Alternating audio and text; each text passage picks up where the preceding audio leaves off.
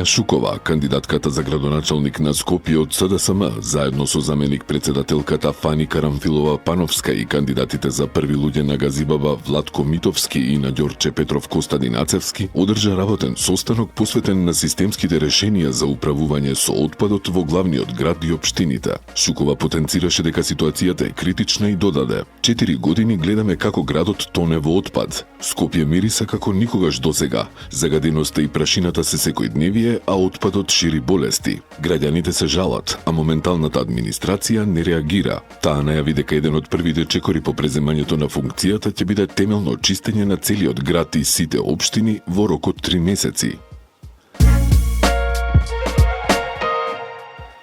Увид во градежни зафати во основното училиште Круме Кепески изврши градоначалникот на Киселавода Орце Ѓорѓиевски, каде во пресрет на новата учебна година се работи на значајно подобрување на условите за учениците и наставниот кадар. Основните училишта во Киселавода се подготвени да ги пречекаат учениците на почетокот од новата учебна година со подобрени услови. Во Круме Кепески влезот е уреден со павер елементи, а дворот доби нова урбана опрема. Набавени се нови клупи и столчиња, а во тек е замената на стариот под со нов ПВЦ. Поправена е и фасадата која претходно беше оштетена од несовесни граѓани, изјави Ѓорѓиевски.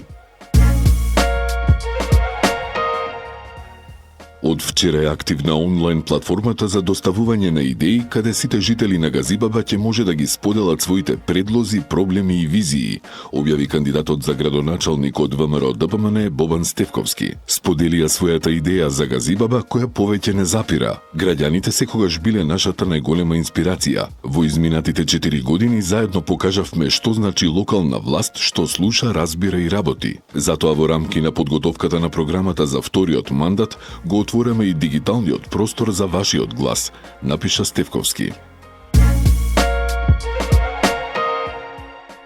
Бујар Османи од Дуи, кандидат за градоначалник на Чаир, во видео обраќање, рече дека Македонија е земја за сите, па затоа е потребен соживотот меѓу заедниците. Македонија е наш заеднички дом, додека Чаир е символ на соживот меѓу албанците, македонците, ромите и сите други заедници кои заедно ги делат истите радости, предизвици и соништа за подобар живот, рече Османи. Тој рече дека како иден градоначалник ќе биде столб на добри меѓуетнички односи, ќе се грижи подеднакво за секој граѓанин и за секое соседство, без оглед на етничката припадност или религијата.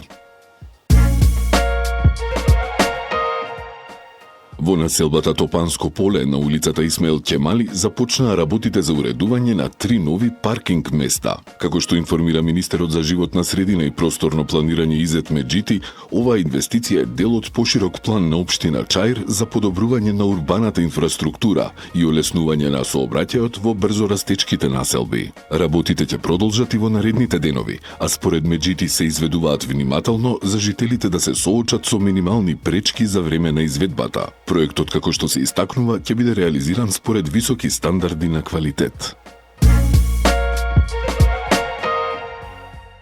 Главниот влез во нашата општина добива комплетно нов лик. Целосно се реконструира улица 2 во населба Илинден, информираше градоначалникот на Илинден Александар Ѓорѓиевски преку социјалните мрежи. Станува збор за исклучително важен проект со кој се менува ликот на една од главните сообраќајни артерии во општината, која е од круцијално значење за безбедно и непречено одвивање на сообраќајот во населбата и општината, вели Ѓорѓиевски.